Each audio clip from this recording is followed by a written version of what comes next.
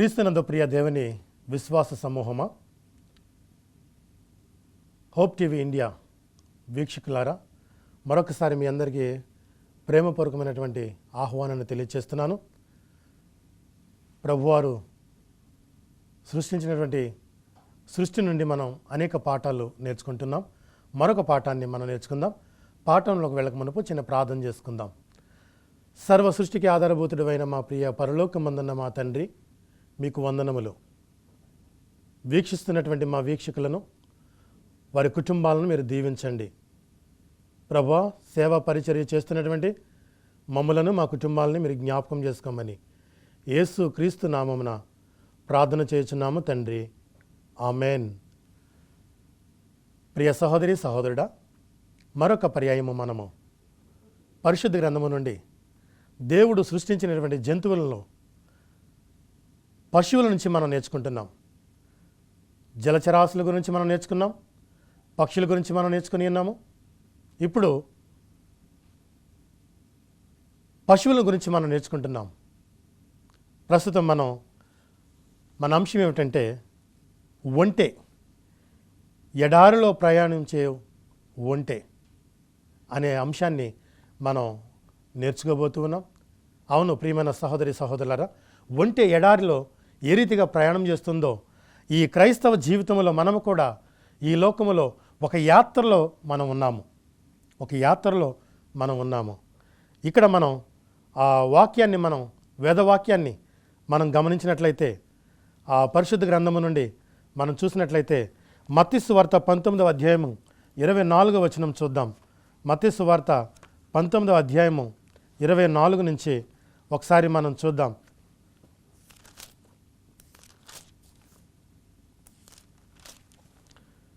మత్తయి సువార్త 19:24 ఈ విధంగా చెప్పబడింది.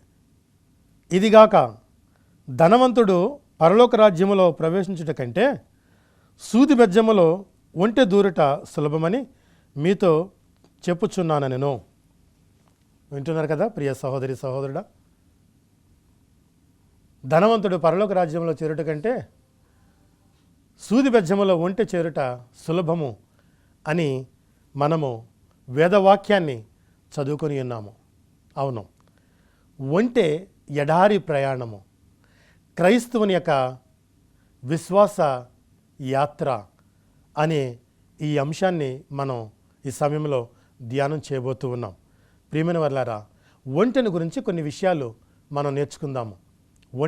మరికొన్ని విషయాలు మనం నేర్చుకుందాం. ఒంటె ఎడారి వాడ అని మరొక పేరు కలిగి ఉన్నది. అంతేకాకుండా ఒంటెలో ఉన్నటువంటి మరొక విశిష్టత ఏమిటంటే, అది ఈ ఎడారిలో త్రాగడానికి నీళ్లు ఉండవు కాబట్టి దానికి దాహం వేసినప్పుడు త్రాగడానికి కోసం 6 నెలలకు సరిపడా నీరు అది దాచిపెట్టుకుంటుంది. చూడండి, కొన్ని ఆత్మీయ పాఠాలు ఇక్కడ మనం నేర్చుకోవాలి. ఏమిటంటే, ఒంటె ఎడారి వాడ అని పిలువబడుతుంది. మనము కూడా ఈ లోకములో కేవలము యాత్రికులు మాత్రమే. ఇక్కడ మనం స్థిరమైన నివాసులము కాము. ఇది మన స్థిర నివాసము కాదు. ఇది మనం ఒక యాత్రికులు మాత్రమే. ఈ లోకములో మనం యాత్రికులకు మాత్రమే.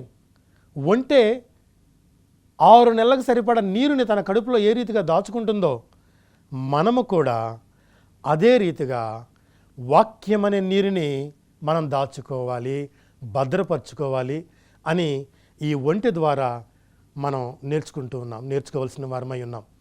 గమనిస్తున్నారా ప్రియ సహోదరి సహోదరుడా? వాక్యం అనే నీరు. ఒకరోజు యేసు ప్రభువారు తన శిష్యులను ఊళ్ళనికి పంపించి ఆయన బావి యొద్ద ఒంటరిగా ఉన్నారు. సరిగ్గా అప్పుడే సమరయ స్త్రీ వచ్చింది. ఇక్కడ సంభాషణ జరుగుతుంది ప్రభువారికిను సమరయ స్త్రీకి. ప్రభువారు, అమ్మా, నాకు త్రాగడానికి నీళ్ళు ఇస్తావా అని అడిగారు. అయ్యో, మీరు యూదులు, నేనేమో సమరయురాల్ని, మీరు మా దగ్గర నీళ్లు త్రాగుతారా అని ఆ స్త్రీ సమాధానం ఇచ్చింది. అప్పుడు ప్రభువు అన్నారు, అమ్మా, నిన్ను నీళ్ళు అడిగింది ఎవరో నీకు తెలిస్తే నువ్వు ఆ మాట అనవు, కానీ నీవిచ్చే నీళ్లు తాగితే నేను మరలా దరిపికొంటాను, కానీ నేనిచ్చే నీళ్ళు ఉన్నాయమ్మా, అవి ఇస్తే నువ్వుకి ఎన్నడూ దప్పికొనవు అని అన్నారు ప్రభువారు. అప్పుడు ఆ స్త్రీకి ఆశ కలిగింది, ఇప్పుడుకి దప్పికొననా, అలాంటి నీళ్ళు కూడా ఉన్నాయా, అయితే నాకు ఆ నీళ్లు కావాలి. ఎందుకంటే నేను ఊరు జనం వచ్చినప్పుడు కాకుండా ఈ మధ్యాహ్న సమయంలో నేను ఒంటరిగా వచ్చి ఎండవేళలో ఈ విధంగా నేను నీళ్లు చేదుకొని వెళ్ళలేకపోతున్నాను, ఇక దాహమైన నీళ్ళు నాకు కావాలి, అలాంటి నీళ్ళు నాకు కావాలి, నాకు ఇవ్వమని అప్పుడు అడుగుతుంది. అప్పుడు ప్రభు ఏమంటున్నారంటే, అమ్మా నువ్వు వెళ్ళి నీ భర్తను తీసుకొని రమ్మన్నారు. నాకు భర్త లేరు అను. అవునమ్మా, ఇప్పుడున్నవాడు కూడా నీకు భర్త కాడు అని ప్రభు తన రహస్య జీవితాన్ని తెలియపరిచారు. అప్పుడు ఆ కుండను అక్కడే విడిచిపెట్టి ఆ సమరయ స్త్రీ ఊళ్ళోకి వెళ్ళి వాళ్ళందరికీ ఆ వర్తమానం చెప్పి, అదిగో నా జీవితాన్ని చదివి చెప్పినటువంటి వ్యక్తిని నేను చూశాను, రండి మీరు కూడా అని వాళ్ళందరినీ తీసుకొని ప్రభు యొద్దకు వచ్చి, ప్రభువుని వాళ్ళందరూ వచ్చి, అయ్యా కొద్ది రోజులు మా యొద్ద ఉండి వెళ్ళండి అని చెప్పి ఆ ఊరు తీసుకొని వెళ్ళారు. ప్రియ సహోదరి సహోదరుడా, జీవజలపు నదిని దేవుడు నీకు ఇస్తానంటున్నాడు. జీవజలపు వాక్యము, ఆ నీరు, వాక్యం అనే నీరు దేవుడు మనకిస్తానంటున్నారు. ఆ వాక్యాన్ని మనం భద్రపరుచుకోవాలి. ఆ వాక్యాన్ని మనం నిత్యము నెవరవేస్తూ ఉండాలి. ఆ వాక్యాన్ని మన హృదయంలో, మన మనసులో దాన్ని ముద్రించుకోవాలి.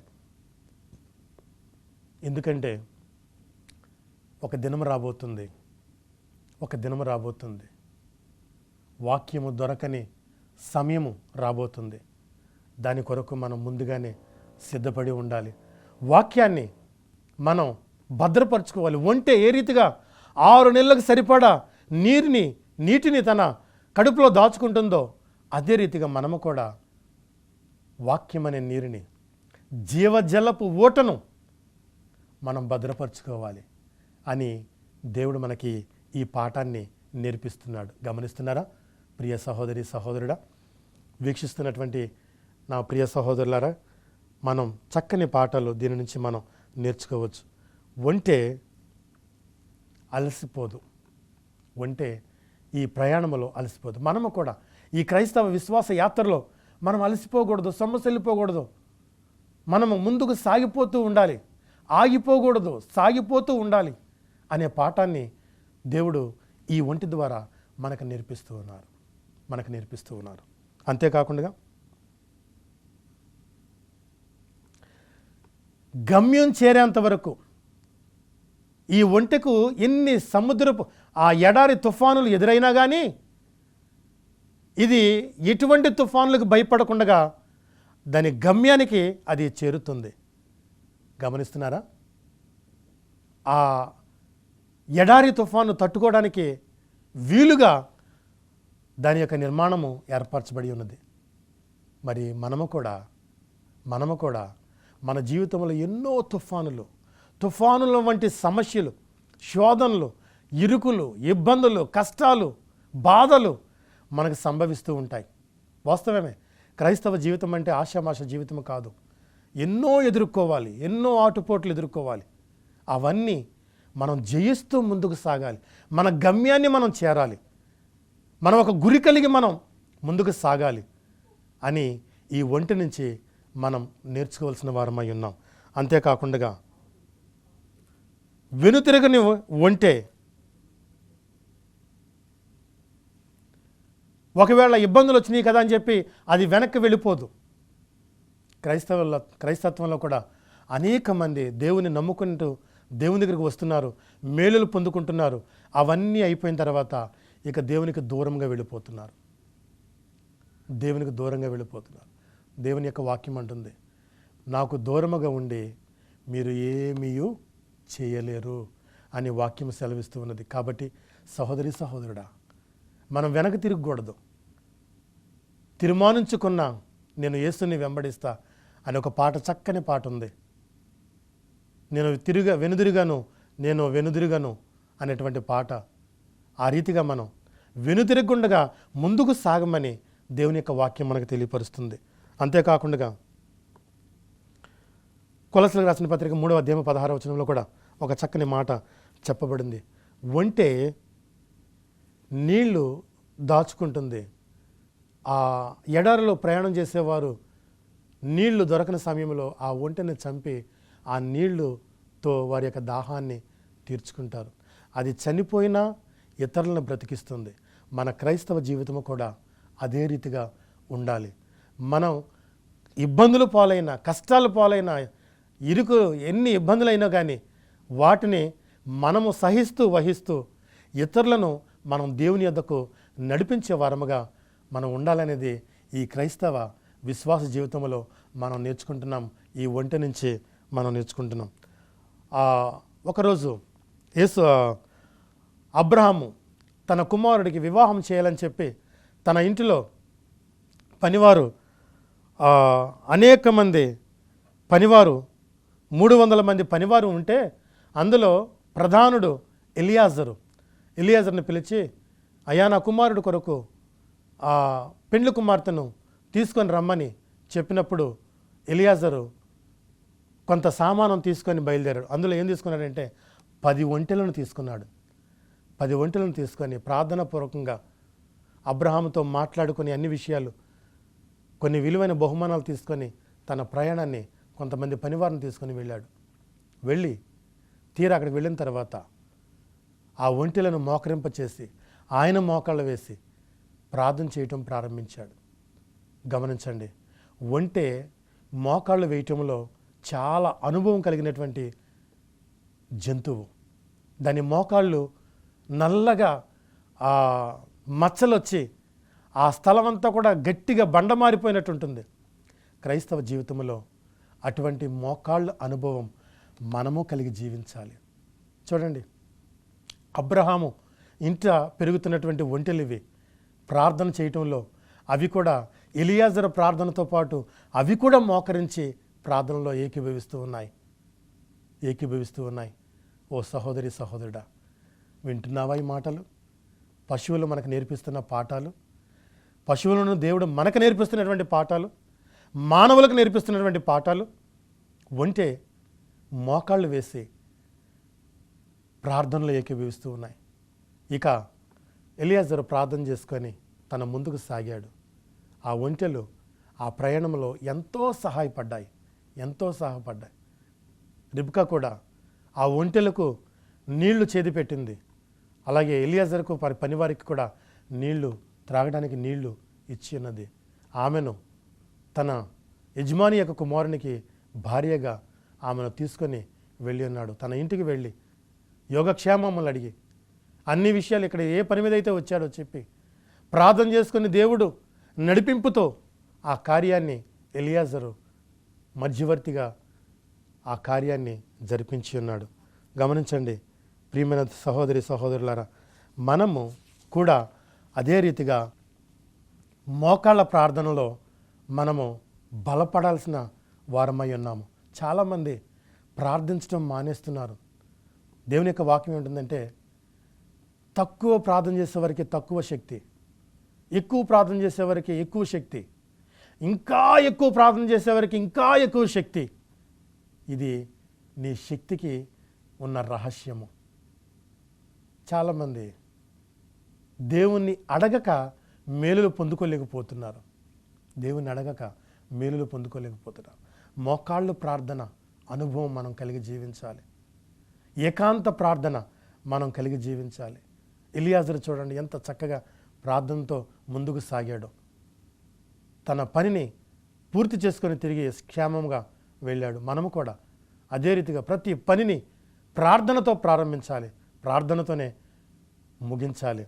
ఆ రీతిగా చేయటానికి దేవుడు మనకి ప్రార్థన జీవితాన్ని దేవుడు మనకి అనుగ్రహించాలని ప్రార్థన చేసుకుందాం. ఆ తర్వాత ఈ ఒంటె లేవికాండం 11వ అధ్యాయం 4వ వచనంలో, లేవికాండం 11వ అధ్యాయం 4వ వచనంలో ఈ ఒంటె అపవిత్రమైన జంతువే. ఇది కూడా చూడండి, మనము కూడా పాపులమే,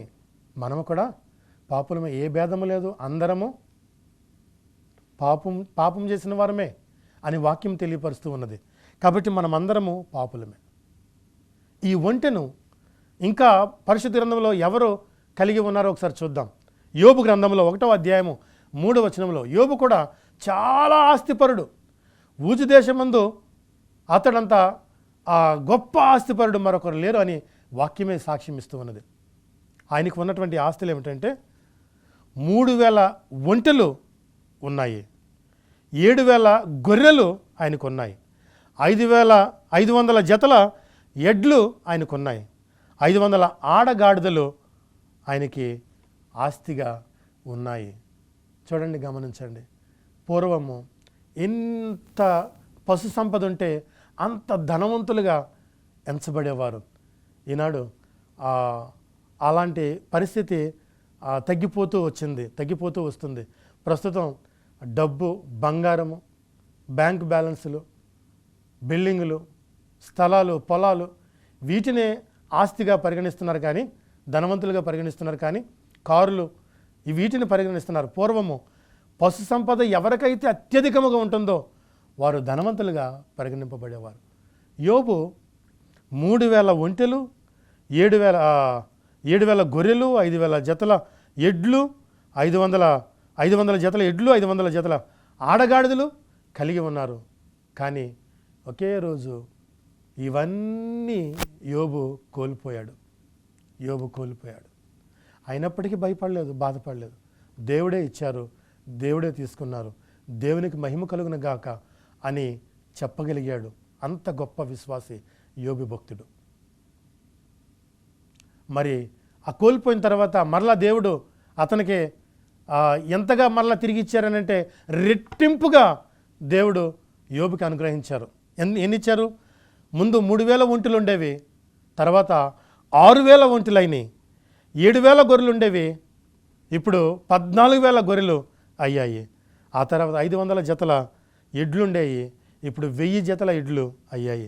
తర్వాత 500 ఆడగాడిదలు ఉండేవి, ఇప్పుడు 1000 ఆడగాడిదలు అయ్యాయి. చూడండి, దేవుడు ఎంతగా ఆ రెట్టింపు ఆశీర్వాదాలతో ఆశీర్వదించారు. ఓ సహోదరి, సహోదరుడా, వీక్షిస్తున్న మనలను దేవుడు చూస్తూ ఉన్నారు. నువ్వు దేవుని కొరకు నిలబడితే, మనము దేవుని కొరకు నిలబడితే దేవుడు మనలను కూడా రెట్టింపు ఆశీర్వాదాలతో మనలను ఆశీర్వించబోతున్నారు, దీవించబోతున్నారు అని చెప్పడానికి నేను చాలా సంతోషిస్తున్నాను. దేవుడు గొప్ప దేవుడు, ఆయన నమ్మదగిన దేవుడు. కాబట్టి ఈ ఒంటె నుంచి మనము నేర్చుకోవాల్సినటువంటి పాఠాలు మనం నేర్చుకుంటున్నాం.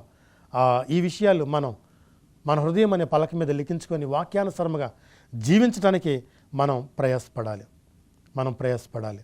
ఆ తర్వాత ఒంటెలు 2000 క్రీస్తు పూర్వం 2000కు ముందు నుంచే ఇవి వాడుకలోనికి వచ్చాయి. ఒంటెలు యుద్ధాలలో కూడా వాడబడ్డాయి. ఒంటెలు 40 నుంచి 50 సంవత్సరాలు వయస్సు కలిగి జీవిస్తాయి. అవి కాల పరిమాణము 40 నుంచి 50 సంవత్సరాల వరకు జీవిస్తాయి. తర్వాత ఇవి 40 నుంచి 65 కిలోమీటర్ల వేగంతో పరుగెట్టగలవు ఈ ఒంటెలు. అంతేకాకుండా ఒంటె 2 నెలల పాటు నీరు లేకుండా కూడా ఉండగలుగుదు. అలాగే మనం కూడా ఆహారం లేకపోయినా విశ్వాసముతో, ఉపవాసముతో, భక్తితో, భయముతో మనం జీవించాలని ఈ ఆత్మీయ పాఠాలు మనకి ఒంటె నుంచి మనం నేర్చుకుంటున్నాం. తుఫాన్లో కూడా స్పష్టంగా అది చూడగలుగుతుంది. కాబట్టి శోధనలో కూడా మనము నిగ్రహ శక్తిని కలిగి జీవించాలి. అటు ఇటు సన్నగిల్లిపోకుండా, అటు కుడుకుగాను ఇటు ఎడమగాను తొట్టిల్లిపోకుండా మనము ప్రభువు మీదే కేంద్రీకరించి మన దృష్టిని దేవుని పైన ఉంచి మనం ముందుకు సాగాలని ఈ మాటలు మనకి నేర్పిస్తూ ఉన్నాయి. అంతేకాకుండా శత్రువులపై, ఎడారిలో శత్రువులు కూడా ఒంటెల మీద దాడి చేస్తూ ఉంటారు. అయితే అటువంటి సమయంలో ఈ ఒంటెలు సమర్థవంతంగా అవి ఎదుర్కొని నిలబడతాయి. అదేవిధంగా అపవాది వేస్తున్నటువంటి బాణములను మనం కూడా విశ్వాసం అనే డాలుతో, వాక్యమనే ఖడ్గముతో శత్రువు మన మీద దాడి చేసినప్పుడు మనం ఈ ఆయుధాలతో మనం ఎప్పుడు సిద్ధంగా ఉండాలని దేవుని యొక్క వాక్యము మనకి నేర్పిస్తూ ఉంది. వింటున్నారా ప్రియ సహోదరి, సహోదరుడా? వీక్షిస్తున్నటువంటి మీ అందరికీ దేవుని యొక్క మాటలు పశువుల నుంచి, జంతువుల నుంచి, పక్షుల నుంచి, చేపల నుంచి దేవుడు మనకి కొన్ని పాఠాలు నేర్పిస్తూ ఉన్నారు. ఆధ్యాత్మికమైనటువంటి విషయాలు, పాఠములు దేవుడు మనకి అందిస్తున్నారు, నేర్పిస్తున్నారు. కాబట్టి మనము వీటిని నుంచి నేర్చుకోవాల్సిన వాటిని మనం తీసుకొని నేర్చుకోవాలి, అవలంబించాలి. ఈ ఒంటెలు ఎలియాజరుతో పాటు మోకాళ్ళు వేసి ప్రార్థనలు ఏకీభవించినాయి. మనం ఆ రీతిగా ప్రార్థిస్తున్నామా? మోకాళ్ళు వేసి ప్రార్థన చేస్తున్నామా? చేస్తున్నారు. చాలామంది చేసేవారు ఉన్నారు, లేకపోలేదు. కానీ అనేక మందిలో ఈ అలవాటు లేదు. దయచేసి క్రైస్తవ లోకమా, మోకాళ్ళు ప్రార్థన ప్రారంభించు. అది నీ ఆధ్యాత్మిక జీవితానికి అది ఎంతో బలాన్ని ఇస్తుంది. మోకాళ్ళు ప్రార్థన ప్రారంభించు. ఇంకా మనం మరికొన్ని విషయాలు ఈ ఒంటిని గురించి మనం నేర్చుకుందాం. ఎడారి ప్రయాణంలో మనకు ఒంటి నేర్పుతున్నటువంటి పాఠాలు ఏమిటంటే, నీ కళ్ళు జాగ్రత్తగా చూసుకోవాలి. ఎందుకంటే ఎడారిలో ప్రయాణం చేస్తున్నప్పుడు ఈ ఒంటికి ఇసుక తుఫాను కంటిలో పడవచ్చు. కాబట్టి ఈ కన్నును జాగ్రత్తగా కాపాడుకోవాలి. అందుకే మత్తయి సువార్త 6వ అధ్యాయం 22-23 వచనాల్లో, పైనున్న వాటి మీదే నువ్వు గురి కలిగి జీవించి తప్ప లోకంలో ఉన్న వాటినైనా నువ్వు ఆశింపవద్దు. శరీరాశ, నేత్రాశ, జీవపు డంబములు మనము విడిచిపెట్టుకోవాలని పాఠం మనకు నేర్పిస్తుంది ఒంటె. అంతేకాకుండా ఇంకా మరికొన్ని పాఠాలు మనకు నేర్పిస్తుంది. నీ నోరు జాగ్రత్త. ఒంటె నోటికి చిక్కం కడతారు. ఎందుకంటే ఆ ఎడారిలో ఇసుక, తుఫాను, దుమ్ము దాని నోటిలోకి వెళ్లకుండా ఆ చిక్కం కడతారు. అలాగే క్రైస్తవులను మనము కూడా మన నోటికి ఒక చిక్కాన్ని కట్టుకోవాలి. వాక్యం అనే చిక్కం మనం కట్టుకోవాలి. మన మాటలు ఎలా ఉండాలంటే, క్రైస్తవుడు మాటలు అవునంటే అవును, కాదంటే కాదు అన్నట్లుగా ఉండాలి. నీ మాటలు ఉప్పు వేసినట్లుగా రుచికరముగా ఉండాలి. నీ నోరును చాలా జాగ్రత్తగా కాపాడుకోవాలి. నీ నాలుకను చాలా జాగ్రత్తగా కాపాడుకోవాలి. ఏమి తినాలో, ఏమి త్రాగాలో అది వాక్యానుసారంగానే మనం ఆచరించి జీవించాలి. అంతే. ఆ తర్వాత నాలుక జాగ్రత్తగా కాపాడుకోవాలి. నాలుక చిన్నదే కానీ ఇది చాలా ప్రమాదమైనది. నాలుకని చాలా జాగ్రత్తగా మనం కాపాడుకోవాలని వాక్యం తెలియపరుస్తుంది. ఆ తర్వాత నీ అవయవాలని జాగ్రత్తగా మనం కాపాడుకోవాలి. ఈ ఎడారిలో ప్రయాణం చేసే ఒంటె పగలు బాగా ఎండగా ఉంటుంది, రాత్రులు చాలా చల్లగా ఉంటుంది. ఈ రెండింటిని బ్యాలెన్స్ చేయటం కోసం దాని శరీరం నిర్మాణం చేయబడి ఉంది. మనం కూడా కష్టాల్లో, సుఖాల్లో, ఇరుకుల్లో, ఇబ్బందుల్లో, అన్ని సమయాల్లో మనం బ్యాలెన్స్డ్గా ఉండటం కోసం, విశ్వాసంగా, స్థిరంగా ఉండటం కోసం మనం ప్రయాసపడాలి. ఒంటి నుంచి ఈ పాఠాన్ని మనం నేర్చుకోవాలి. అంతేకాకుండా పరిశుద్ధ గ్రంథము నుండి మనం ఇంకా కొన్ని పాటలు, నీ శత్రువుల విషయమై జాగ్రత్త పడమని దేవుని యొక్క వాక్యం మనకు నేర్పిస్తుంది. లోకంలో మా శత్రువు మనకి సాతానుడే. ఆ సాతానుని మనం ఎదుర్కొనే శక్తిని మనం కలిగి జీవించాలి. ప్రియ వీక్షకులారా, గమనిస్తున్నారా? అపవాది వేసే బాణాలను మనం ఎదుర్కోవాలంటే వాక్యం అనే ఖడ్గం మనకు ఉండాలి, విశ్వాసం అనే డాలు మనకు ఉండాలి.